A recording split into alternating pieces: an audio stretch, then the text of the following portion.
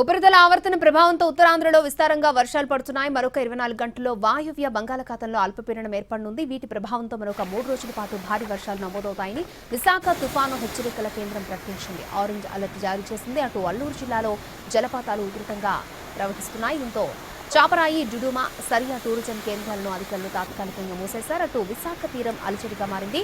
సముద్రం ముందుకు చొచ్చుకుని రావడంతో తీరం పెద్ద ఎత్తున కోతకి గురవుతోంది.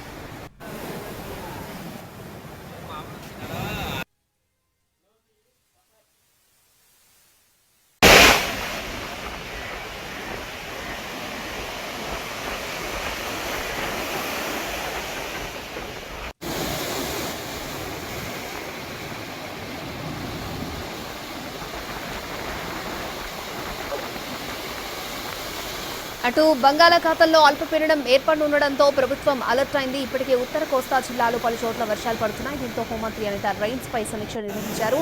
అన్ని జిల్లాల్లో కంట్రోల్ రూమ్స్ ఏర్పాటు చేయాలని అధికారులను ఆదేశించారు. లోతట్టు ప్రాంత ప్రజలను ఎప్పటికప్పుడు అప్రమత్తం చేయాలని సూచించారు. క్షేత్రస్థాయిలో అధికారులు అందుబాటులో ఉండాలన్న ఆమె సహాయక చర్యలకు ఎన్డీఆర్ఎఫ్, ఎస్డీఆర్ఎఫ్ సిద్ధంగా ఉండాలని చెప్పారు. ప్రమాదకర హోర్డింగ్లు, కూలిన చెట్లను వెంటనే తొలగించాలన్నారు.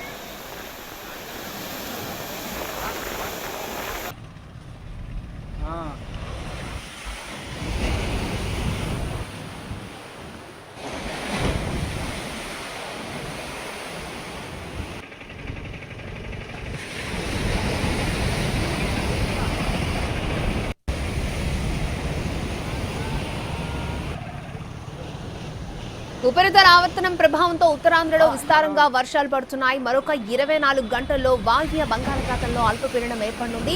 వీటి ప్రభావంతో మరొక 3 రోజుల పాటు భారీ వర్షాలు నమోదవుతాయని విశాఖ తుఫాను హెచ్చరికల కేంద్రం ప్రకటించింది. ఆరెంజ్ అలర్ట్ ని జారీ చేసింది. అటు అల్లూరు జిల్లాలో జలపాతాలు ఉధృతంగా మారుతున్నాయి. దీంతో చాపరాయి, డుడుమా, సరియా టూరిజం కేంద్రాలను అధికారులు తాత్కాలికంగా మూసేశారు. విశాఖ తీరం అలజడిగా మారింది. సముద్రం ముందుకు చొచ్చుకుని రావడంతో తీరం పెద్ద ఎత్తున కోతకు గురవుతోంది.